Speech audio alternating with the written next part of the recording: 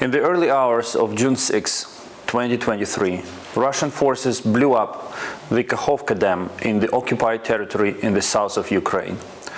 This massive concrete structure held 18.3 cubic kilometers of water. The civilian population and the environment downstream of the Dnipro River are already suffering tremendous damage as a result of floods.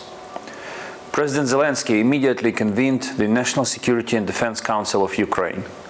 Ukrainian law enforcement and emergency services are working hard to mitigate the consequences and save lives. Ukraine calls an emergency meeting of the United Nations Security Council and brings the issue of the Russian Terrorist Act to the International Atomic Energy Agency's Board of Governors. We will also cooperate with the EU Civil Protection Mechanism and other international mechanisms to mitigate consequences and bring Russia to account. In light of developments on the battlefield, Russia's deliberate and long-planned terrorist act turned the man-made flood into a weapon.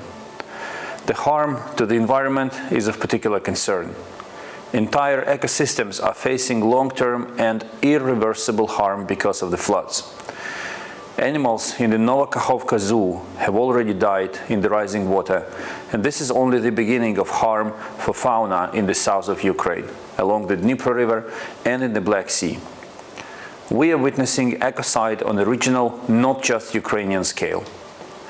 We call on all governments and international organizations to condemn Russia's actions and support President Zelensky's peace formula. Its items, prevention of ecocide, nuclear safety and energy safety, are all highly relevant right now.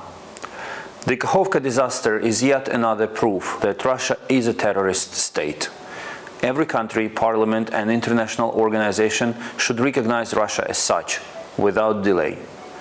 We also call on the EU and G7 member states to impose new, devastating sanctions on Russia, including its missile industry and atomic energy sphere.